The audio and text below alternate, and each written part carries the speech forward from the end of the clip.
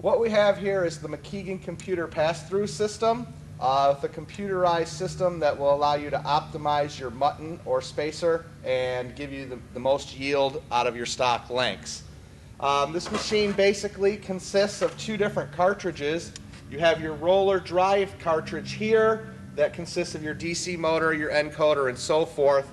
You also have your tooling cartridge right here. In this case, we have it set it up for flat bar notching, but we can also do screen frame sawing, we can do spacer bar keeper punches, or we can do contour mutton punches on there as well for your contour assembly.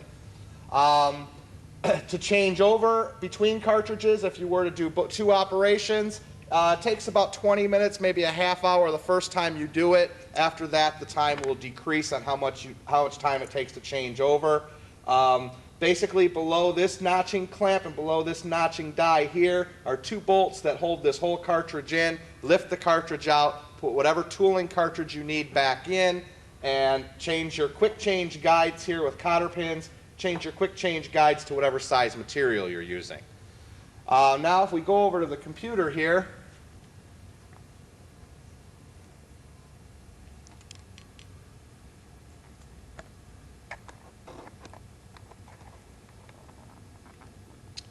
and what we have here, we'll zoom in a little bit for you. Now we have the computer and software that comes with this package. There are two different ways you can run this machine through the software. There's the single move here, and there's the optimizer. This machine runs on a touch screen or by a mouse. And we'll kind of go through each one of them real quick here for you. The single move is basically for making single pieces, remakes. You had all your grids cut, one fell on the ground and got stepped on, you need to remake it. This is a great feature for that. The machine does have two saws, primarily for optimizing.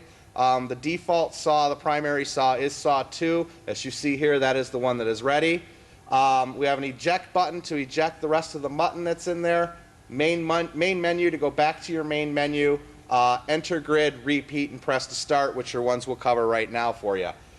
Enter grid brings up a numbered pad like a telephone. You just basically type in, the first number you type in will be the length of the piece you want to cut, 36 inches. We hit enter. Now every number we put after that will be our notch spacing. So we'll do a 12 and a 12. Now here you see we have a 36-inch piece with two notches at 12. Click done. Brings it back to the single position screen. Here has a line on the bottom that shows you the piece it's about to cut. If we wanted 2 or 3 of these, we would hit the repeat button. A numbered keypad comes up again. You hit however many pieces you want. We'll keep it at 1 for this one. Go ahead, hit enter. Now we're ready to run that one piece. When we press to start, the machine will prompt us to load the machine with material, and as we do that, the material will break the plane of the photo eye, your drive wheels will start to run, and it will pull your material through. As it pulls your material through, for each fresh piece of material you put in, it makes a 1/4 inch to 1 inch trim cut that can be set to make sure you don't have any damaged ends on your material from shipping. So we'll go ahead and we'll back the camera up a little bit. I'll slap a piece of mutton in and we'll watch it go. Okay, so the machine has prompted us to load the material. We have a photo eye here. As soon as the photo eye sees the material, it will start the wheels and it will start to move the material through the machine.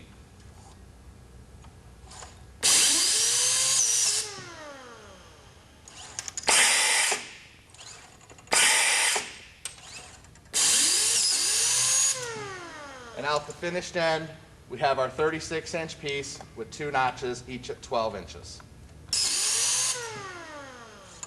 So now what we have here is we have our 36-inch piece with notches at 12.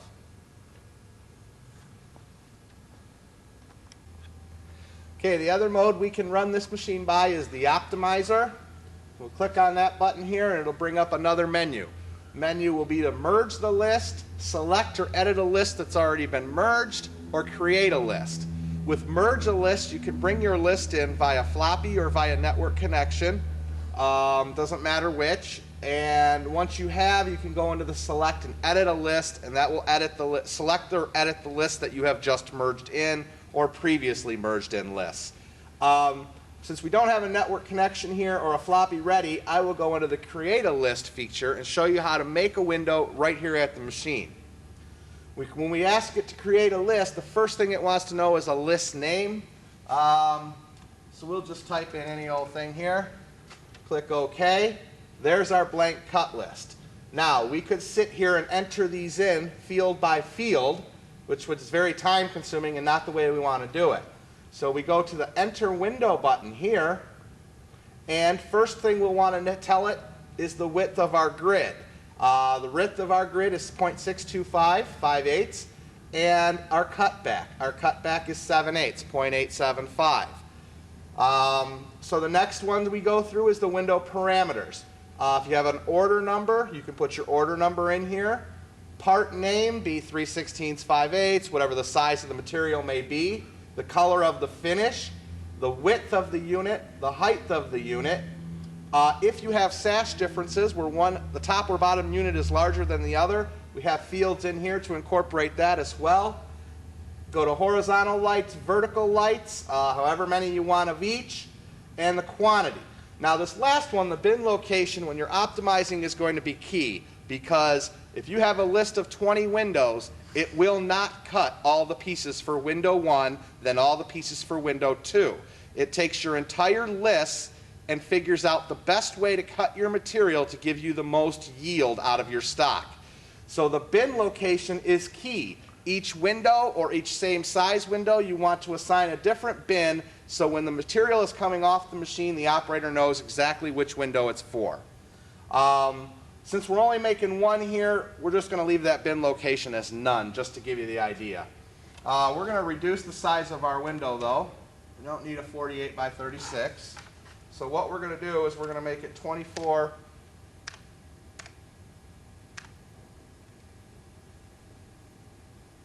by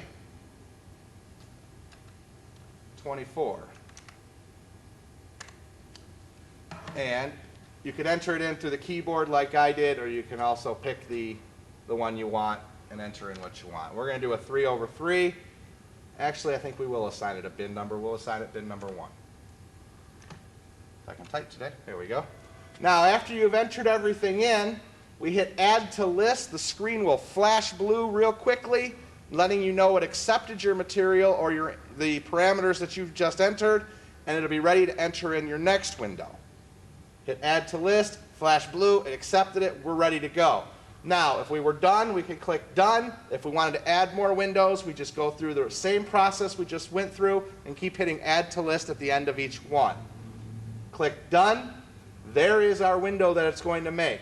Quantity 1, part number, we left it part. Finish, we left it remake. Quantity it needs to cut, the length of each piece.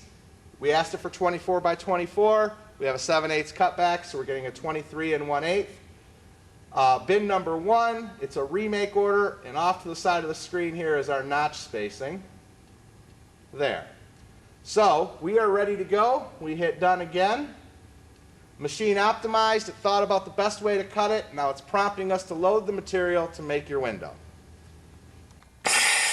Now we've entered our material and we're starting our cuts. And as you go, the first piece that comes off, you can see the blue line highlights which piece is cutting and the bin number it should go in. So as the pieces come off, they should go in bin number 1. And once you've gotten all your pieces done, you're ready to go to assembly. Okay, we've run our optimizer. We're ready to go here. It's prompting us to load the machine. I'm going to slide the material in past the photo eye. It will start to run, and I'll show you on the screen what we were talking about with the bin locations. So the first cut it made was your trim cut in case you had a damaged end. And as you can see, the blue line is highlighting the piece that it wants to cut.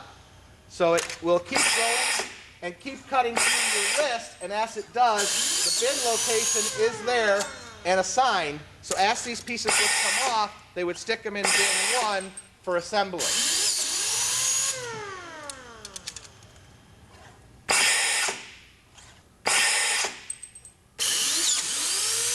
Now it has finished our cut list, which in this case finished our window. It tells you that our list is completed. Now your assembler can go back to bin 1, pull all those out, and make their window.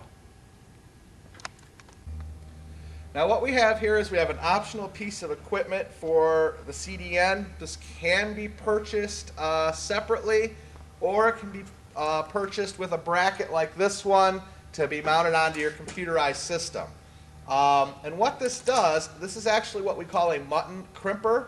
And what this does is it eliminates the plastic cross key that goes inside the mutton when joining two flat bar notches. Normally, if I got in the camera here, normally they'll put a plastic key inside here to join the notches together so they won't fall apart. Well, we're looking to try to eliminate that. So what we do is we take our notched piece, we take our notch, we fit it right over the crimper blade on the inside and trigger both sides of the palm. Now what happens is that created a dimple on each side of the notch. Okay, so we'll go ahead and we'll do this one too. And now when we go to take our pieces to join them together, we won't need that plastic key inside. Putting them together is a trick, and I'm not very good at it, but we're going to give it a whirl here today. And I didn't do a great job on that one. But the idea is once you get them together, it's locked together with no internal key. And I'll try a different one over here and see if I can get you one more attempt at this. Like I said, this is definitely something that's an acquired skill. Once your operators get the hang of it, they can snap these together in no time. Yeah, I wasn't much better at that one either, but you get the idea.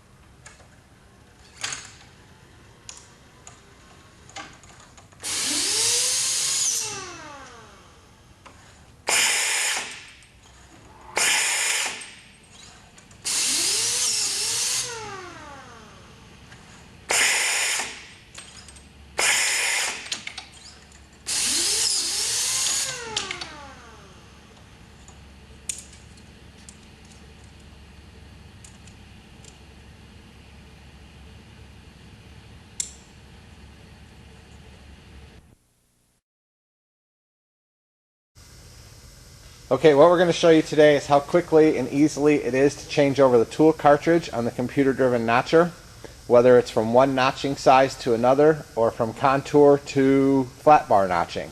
We'll do it from both sides. We'll do it from the front and the back so you can see what it consists of.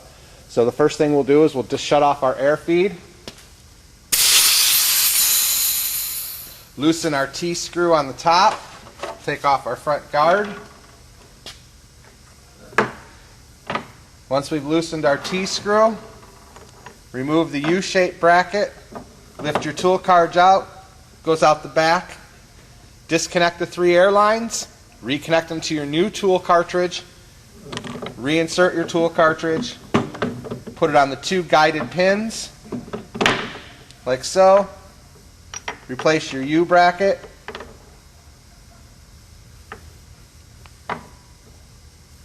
tighten down your T-screw, place the notch chute, front guard, and turn your air back on. Now you have either changed from one flat bar notch to a different size flat bar, or from one flat bar notch to a contour punch. Literally that easily, and we'll show you from the back so you can see the air lines and things that need to be changed. The view from the back of the machine shows the notcher cylinder. We've already turned our air off, and loosened our T-screw and removed our U-bracket, we simply lift our cartridge up, pull it back, disconnect air lines here, 3 air lines here, 2 here. They're push fittings, so we press in, pull the air line out, push it into the new cylinder or new cartridge. Do that in all 3 of the big hoses and the 2 small ones. Set the cartridge back so it locks in on the 2 pins on the front. Walk around front, put our U-shape block back in, tighten our T-screw down, and we're ready to go. You can see the 2 alignment pins here and here. There's 2 holes on the back of the tool cartridge, whether it be a notch or contour punch. You simply insert your cartridge on top of those 2 holes, and it holds everything aligned in place, ready to go. So I'll walk around to the back of the machine and put it in from the back.